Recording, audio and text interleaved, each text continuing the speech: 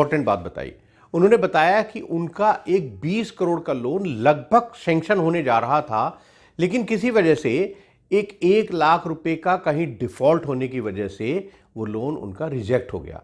दोस्तों नमस्कार, मैं हूं मुकेश मोहन गुप्ता। आज मैं आपको एक इतनी इंपॉर्टेंट बात बताने जा रहा हूं कि अगर आपने कहीं 1 लाख रुपए का डिफॉल्ट हो गया और आपने 10 करोड़ 5 करोड़ का कोई लोन या उससे ज्यादा का कोई लोन सैंक्शन के लिए बैंक में दिया और बैंकों को जब ये पता चलेगा कि आपने कहीं पर, चाहे वो क्रेडिट कार्ड का डिफॉल्ट हो, चाहे वो कंपनी का डिफॉल्ट हो या किसी डायरेक्टर्स का या पार्टनर्स का कोई पर्सनल लोन का डिफॉल्ट हो, अगर जब बैंक को ये पता चलेगा कि आपने 1 लाख रुपए का डिफॉल्ट किया है तो वो आपकी कंपनी, आपकी फर्म, आपकी यूनिट का 10 करोड़ 5 करोड़ का लोन भी रिजेक्ट कर देंगे। और दोस्तों आज की तारीख में अगर आप ये समझें और ये सोचें कि अरे ये लोन का जो डिफ़ॉल्ट मैंने किया है, छोटा ये पर्सनल लोन का डिफ़ॉल्ट है या ये मेरे क्रेडिट कार्ड का डिफ़ॉल्ट है, इसका कैसे पता चलेगा बैंक को। तो दोस्तों एक कंपनी है CIBIL, credit information bureau India limited. ये आपके हर लोन का, आपके हर डिफ़ॉल्ट का ये एक पूरा का पूरा लेखा जोखा रख रही है। और जिस भी बैंक से, जिस फाइनेंशियल इंस्टीट्यूशन से आपने कोई लोन लिया है, आपने वो डिफॉल्ट किया है या नहीं किया है, आप रेगुलर हैं या नहीं है, आप कितनी बार बैंकों में जाके पता करते हैं कि क्या मेरा लोन सैंक्शन हो सकता है या नहीं, उस सब का हिसाब इस सिबिल कंपनी के पास है। और दोस्तों हर बैंक को, हर फाइनेंशियल इंस्टीट्यूशंस को ये कंपलसरी है कि जब वो कोई लोन सैंक्शन करते हैं, चाहे वो कंपनी का करें, फर्म का करें, प्रोप्राइटरशिप फर्म का करें या किसी इंडिविजुअल का करें, तो वो सिबिल में जाके उनको देखना होता है कि इस कंपनी ने, इसके डायरेक्टर्स ने, इसके पार्टनर्स ने या इसके प्रोप्राइटर्स ने आज तक कितने लोन ले रखे हैं, उनमें कोई डिफॉल्ट है या नहीं है, वो सारा हिसाब वो पहले सिबिल कंपनी से जाके लेना होता है बैंकों को। तो दोस्तों ये सिबिल क्या है, आज मैं आपको बताने जा रहा हूं, ये इतना इंपॉर्टेंट चीज। और साथ में मैं आपको बताऊंगा कि कैसे आप सिबिल में अपना सब लेखा जोखा ठीक तरह से रखें। तो दोस्तों जो सिबिल है उसमें स्कोर देते हैं, वो जो स्कोर देते हैं वो डिफरेंट स्कोर देते हैं। वो 300 पॉइंट से लेके 900 पॉइंट तक आपकी रेटिंग करते हैं। तो दोस्तों जहां पर अगर 300 से 550 तक की अगर आपकी रेटिंग आई सिबिल की, जब बैंक को निकालने जाएंगे तो आपकी पुअर रेटिंग मानी जाएगी। मतलब ये हुआ कि अगर आपकी रेटिंग 300 से 550 है तो बैंक आपको आउटराइट मना कर देंगे कि भाई हम आपको लोन देने नहीं जा रहे हैं। अगर आपकी रेटिंग 550 से 650 के बीच आई तो आपकी रेटिंग मानी जाएगी एवरेज रेटिंग, और उसमें बैंक आपसे कुछ क्वेश्चंस करके आपका लोन सैंक्शन कर भी सकते हैं या आपका लोन रिजेक्ट भी कर सकते हैं। पर दोस्तों अगर आपकी जो रेटिंग है वो 650 से 750 आई तो आपकी रेटिंग अच्छी मानी जाएगी, बैंक आपका लोन कंसीडर कर सकते हैं। और अगर आपकी रेटिंग 750 से 900 के बीच में है तो बैंक आपको बुलाएंगे, आपका वेलकम करेंगे, आपको कहेंगे कि भाई आपकी जो क्रेडिट हिस्ट्री है वो बहुत अच्छी है, आप फटाफट हमसे लोन ले लीजिए। तो दोस्तों ऐसा क्या किया जाए कि जो आपकी रेटिंग है वो 750 से यानी 750 से पॉइंट से ज़्यादा होनी चाहिए। तो दोस्तों इसके लिए सबसे पहले तो आप ये करिए, आप अपना रिकॉर्ड खुद चेक करिए कि आपकी रेटिंग क्या है। और वो आप अपना रिकॉर्ड कैसे चेक कर सकते हैं, तो आप अपना रिकॉर्ड चेक करने के लिए आप सिबिल की वेबसाइट पे जाइए, यानी CIBIL.com। तो आप अपनी जब वेबसाइट पे जाएंगे आपसे सिबिल बेसिक इंफॉर्मेशन आपसे मांगेगा, आपकी पैन डिटेल, आपके और KYC डिटेल। आप वो जब वहाँ अपलोड कर देंगे तो जो सिबिल है वो कुछ फीस चार्ज करता है। यानी जो बैंक है वो जब आपकी रिपोर्ट जो निकालेंगे सिबिल से कि आपकी क्या रेटिंग है,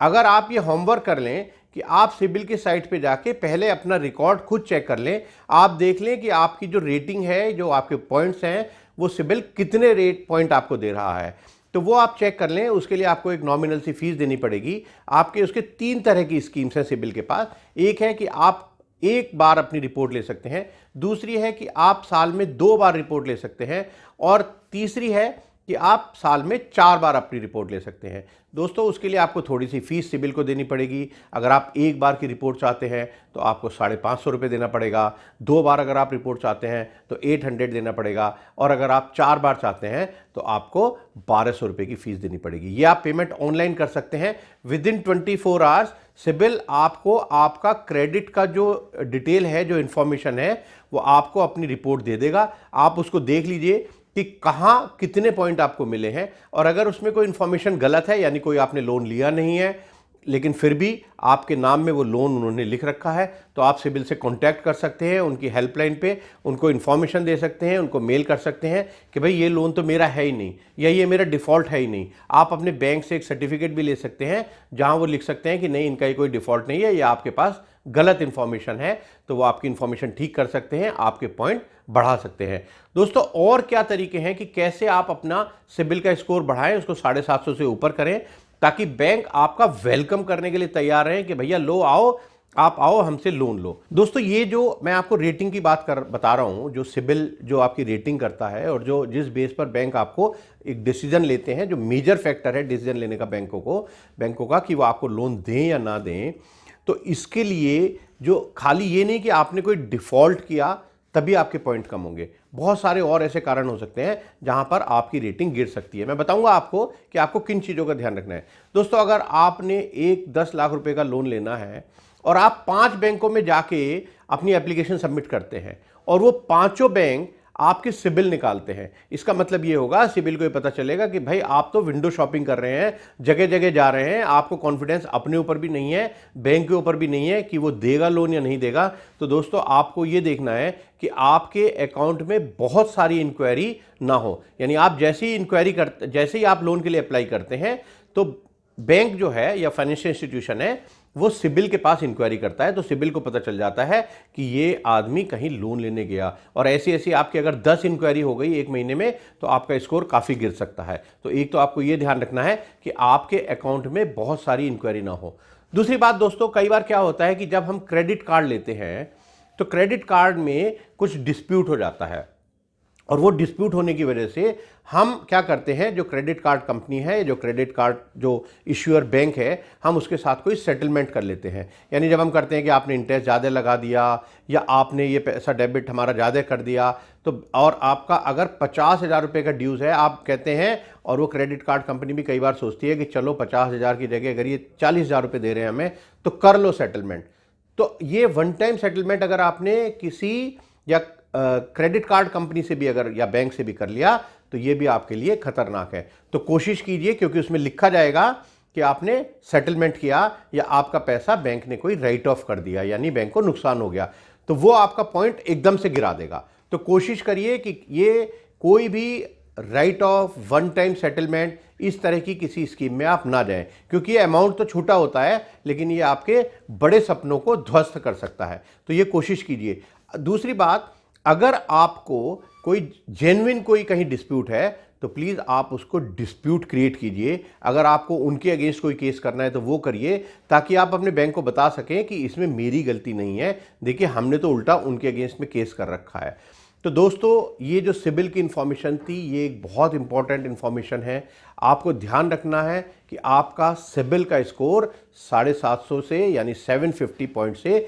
किसी भी हालत में नीचे नहीं होना है। आपको इसको मेंटेन करना है, क्योंकि कई बार मैंने देखा, जैसे मैंने आपको शुरू में बताया था, ऐसे मैंने बहुत सारे केसेस देखे हैं जहां पर एक एमएसएमई अपना लोन लेने जाता है, उनकी सब कुछ ठीक है, सेल्स बढ़ रही है, प्रॉफिट अच्छा है, मार्केट अच्छा है, प्रमोटर्स का एक्सपीरियंस ठीक है, लेकिन अगर किसी एक पार्टनर ने वो या एक डायरेक्टर ने अगर कहीं छोटा सा भी डिफ़ॉल्ट कर दिया, और वो चाहे बिजनेस रिलेटेड ना हो, वो उनके पर्सनल लोन से रिलेटेड हो या उनके क्रेडिट कार्ड से रिलेटेड हो, अगर वहाँ डिफ़ॉल्ट हो गया, राइट ऑफ हो गया, या कोई और ऐसी चीज़ हो गई, या उसने अपना इंडिविजुअल लोन के लिए बहुत सारी जगह इंक्वायरी करी, तो शायद बैंक आपको लोन नहीं देगा। दोस्तों, इसी तरह की इंफॉर्मेशन हम बहुत सारी आपको इस यूट्यूब चैनल के थ्रू दे रहे हैं। मेरी आपसे रिक्वेस्ट है कि आप ये जो चैनल है एमएसएमई हेल्पलाइन, प्लीज़ इसको सब्सक्राइब कीजिए, क्योंकि आने वाले दिनों में हम बहुत इंपॉर्टेंट इंफॉर्मेशन आपको देने जा रहे हैं। और मैं एकदम बिल्कुल बहुत खुश हूं कि आपके जो क्वेश्चंस हैं, जो आपके कमेंट्स हैं, वो मुझे मिल रहे हैं, और मैं कोशिश भी कर रहा हूं कि हर कमेंट का, हर क्वेश्चन का रिप्लाई आपको देता जाऊं। तो इसमें भी आप अगर इसके बारे में आप कुछ जानना चाहते हैं, कुछ मुझसे पूछना चाहते हैं, तो प्लीज़ आप कमेंट कीजिए। आई एश्योर यू कि मैं आपकी समस्या का समाधान करने की पूरी कोशिश करूँगा। और दोस्तों, एक मुझे बहुत सारे क्वेश्चंस आ रहे हैं कि एग्जिस्टिंग यूनिट के लिए तो या एग्जिस्टिंग कंपनी के लिए तो लोन मिलता है, पर अगर बैंक से हम किसी ऐसी कंपनी के लिए या ऐसी यूनिट के लिए लोन लेने जाएं जो अभी तक एग्जिस्टेंस में नहीं है, नई कंपनी है, तो वो कैसे मिलेगा। मैं कोशिश करूंगा बहुत जल्द आपको कुछ टिप देने की कि अगर आप अपना कोई प्लान कर रहे हैं नई यूनिट लगाने के लिए, तो उसको भी बैंक से लोन आप उसके लिए कैसे ले